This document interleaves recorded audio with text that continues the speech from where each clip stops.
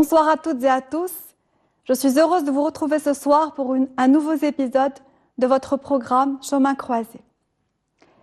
J'aimerais dire ce hadith qudsi rapporté par Abu Huraira, à travers lequel le prophète Sidna Muhammad sallallahu alayhi wa sallam annonce aux hommes ce message divin. Dépense au fils d'Adam, je dépenserai pour toi. Dieu s'adresse aux femmes et aux hommes et leur recommande le don et le partage. Il leur recommande de donner en amour, de donner en pardon, de donner en sens de la compréhension, donner en bienveillance, en appui, en soutien, en présence. Il leur dit, Dieu dépensera pour vous. Il y a des actions humaines, des gestes d'humanité qui nous grandissent et nous font, des gestes qui nous réalisent. Ces gestes-là humanisent. Ils se résument à un bon comportement et à un bon caractère. Ces gestes représentent une grande partie de ce qui a été révélé. Ils sont l'essence des recommandations prophétiques.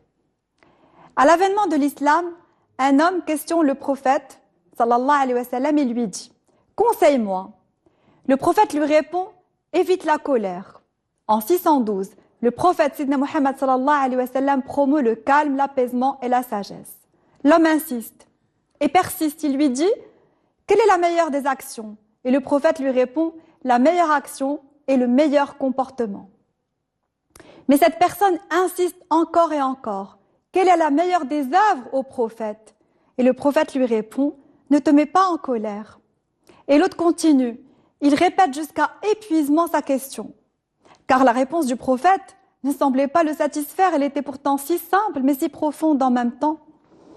Le prophète, Sidna Muhammad sallallahu alayhi wa sallam, calme et serein, lui dit fermement « Pourquoi tu ne comprends pas? Je t'ai répondu, c'est clair.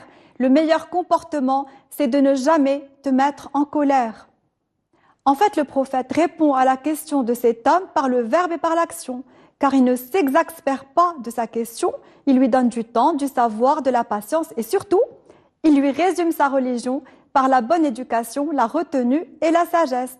Reste serein et ait un bon comportement. La relation à l'autre est importante en islam. Cette relation doit être douce et bienveillante. Cette relation doit nourrir et grandir l'autre et soi-même. La façon dont on se comporte avec l'autre en dit long sur notre relation à Dieu.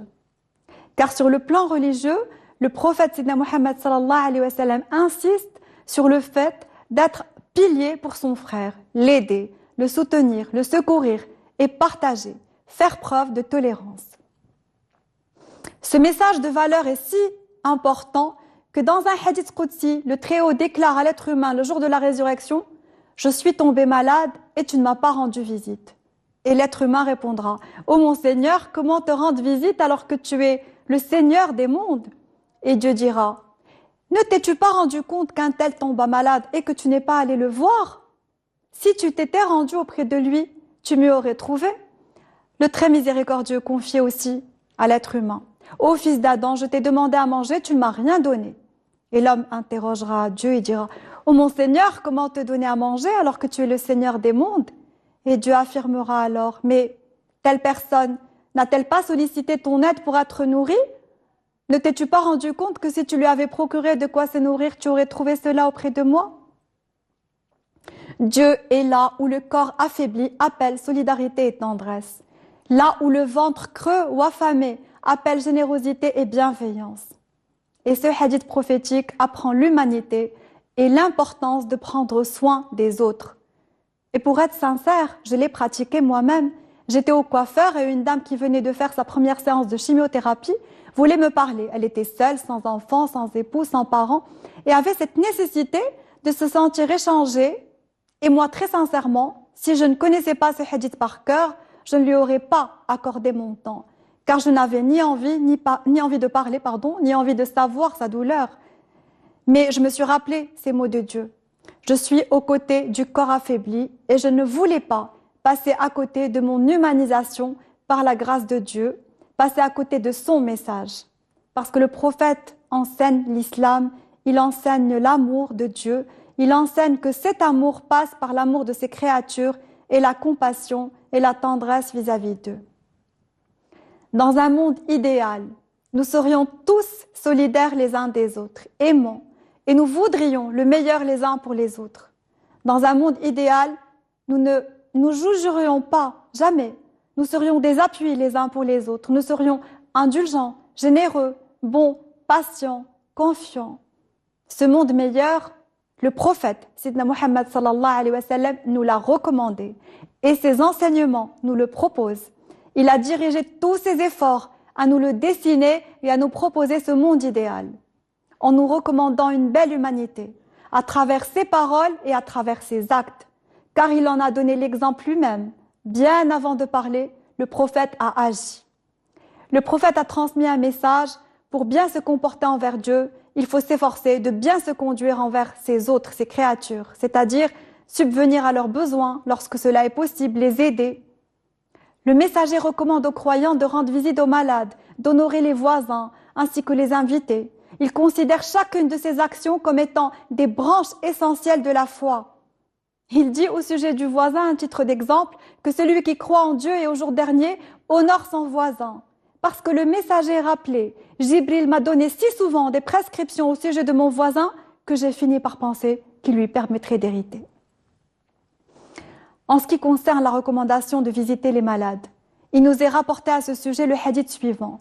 Celui qui rend visite à un malade ou à l'un de ses frères en Dieu est interpellé par un héros en ces termes. Tu es un excellent serviteur. La visite que tu rends à un tel est un signe de délicatesse. Tu as certes acquis une place au paradis. Il est du devoir de tout croyant de visiter ses proches, surtout souffrants, et de leur apporter un soutien moral, matériel, pour bénéficier de cette miséricorde divine. Le prophète Sidna Muhammad sallallahu alayhi wa sallam enseignait le bon comportement et commandait la continuité des liens familiaux. Il prônait une attitude aimable, solidaire envers les proches et aussi particulièrement à l'égard du voisin. Il insistait sur la délicatesse que nous devons avoir envers les malades lors de nos visites et le messager prêchait la compassion envers les plus faibles et conseillait d'user de bonté.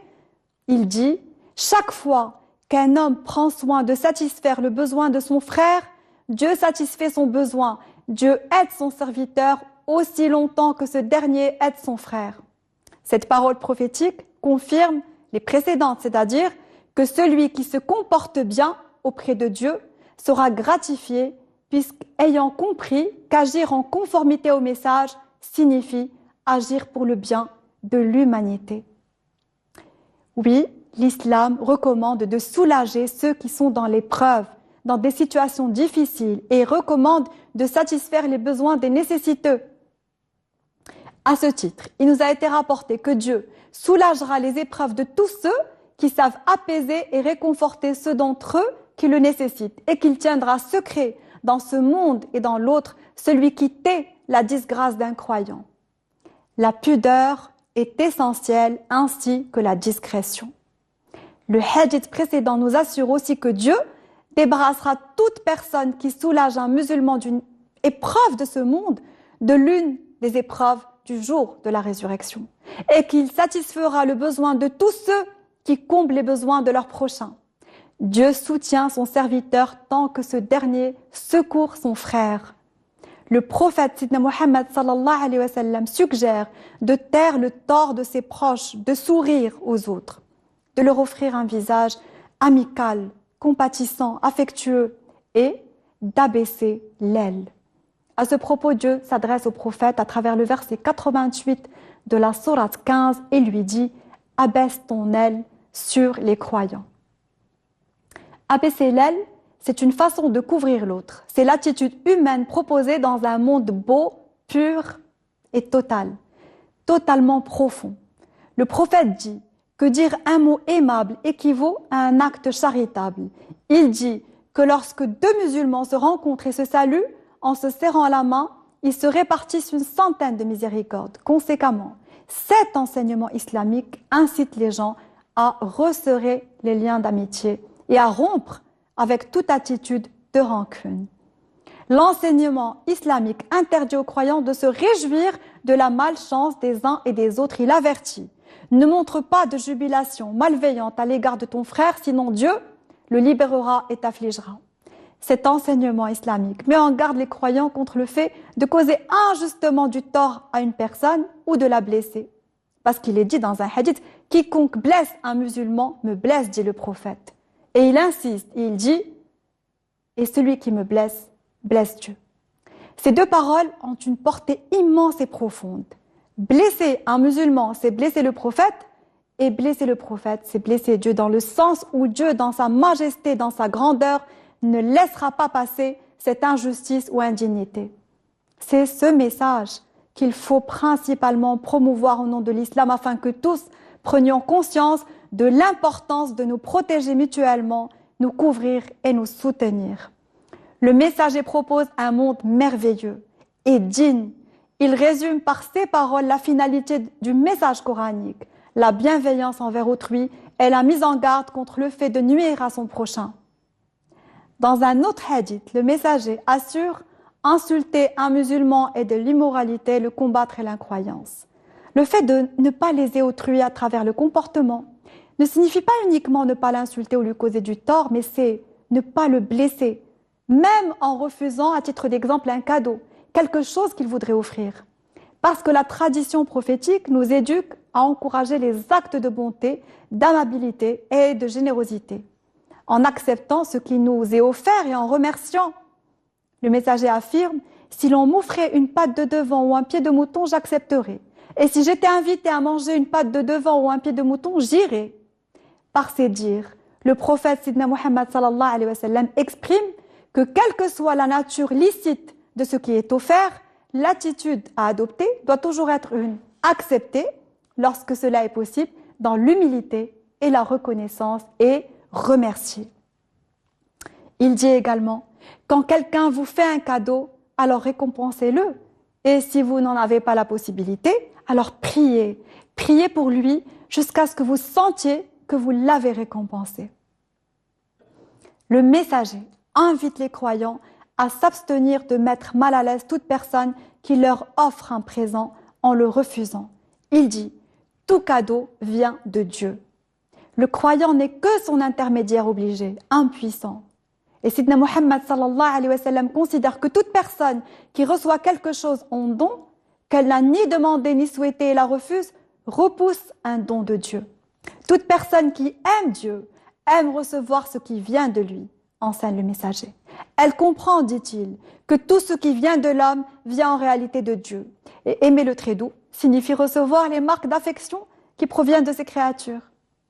Sidna Muhammad sallallahu alayhi wa sallam dit, aimez Dieu pour les grâces qu'il vous a accordées, aimez-moi pour l'amour de Dieu et aimez les gens de ma famille pour mon amour. L'amour de Dieu se répand sur ceux qui s'aiment en lui, ceux qui se rassemblent au nom de son amour et se rendent visite les uns aux autres au nom du puissant. Tous ceux qui s'offrent mutuellement ce dont ils ont besoin pour l'amour du Très-Haut. L'imam Ali, réfléchi, éclairé, décrit les gens de ce monde comme étant des passagers d'une caravane acheminée pendant qu'ils dorment. Il considère la vie de ce monde comme une courte période de sommeil face à l'autre monde réel et éternel. Pour le gendre du prophète, les êtres humains sont des créatures à moitié endormies, attendant, sans en prendre conscience, l'éveil. Et c'est pour cela qu'il persistait à éduquer par les valeurs et à élever les siens en humanité afin de ne pas perdre le sens. C'est pour cela qu'il mettait en garde contre les mauvais comportements, contre le fait de porter des jugements, parce que l'éveil est proche. Le prophète Sidna Muhammad sallallahu alayhi wa sallam mettait en garde contre le fait de porter des jugements, car si pour toucher son être profond, il faut cesser toutes sortes de jugements et se prémunir contre la suffisance et la prétention, il faut le faire. Et Dieu, par le biais du messager, nous met en garde aussi contre l'arrogance. Il mettait en garde contre tout ce qui nuit. Il savait et prenait en considération toutes nos différences et il respectait ce qui nous différencie. Par exemple, durant la période de la révélation, il répondait aux questions qui lui étaient adressées en prenant compte du caractère et fragilité de l'individu qui les lui posait. Si un homme, par exemple, venait l'interroger au sujet de la meilleure des actions, le messager répondait que c'était la douceur, la patience, la retenue. En fait, il essayait d'éduquer dans la douceur et il regardait la personne qui lui posait la question. Le prophète n'avait pas une ligne de conduite rigide. Il prônait et enseignait la flexibilité en pensée et en acte. Vous savez, de grandes lignes directives ont été tracées. et des valeurs ont été enseignées. Le messager éduquait son entourage à la noblesse d'être et à la noblesse d'exister. Il éduquait au chemin à prendre pour embrasser et pour grandir en humanité. Nous en déduisons que la meilleure des actions devant Dieu est celle à laquelle nous élevons et embellissons notre âme. Et j'aimerais finir et dire justement en finissant, auprès de Dieu, c'est l'intensité de l'effort fourni qui importe, bien plus que les résultats. L'effort pour nous embellir et sublimer notre potentiel, sublimer notre capacité à la compréhension et à l'empathie, car face à ce que nous estimons être des erreurs, il y a des fragilités et par la suite, ne manquons pas d'indulgence. Comment pouvons-nous demander la mansuétude, la longanimité, le pardon divin et refuser d'être compréhensif envers autrui? Comment pouvons-nous demander l'indulgence et le pardon quand on ne peut pas en procurer aux autres?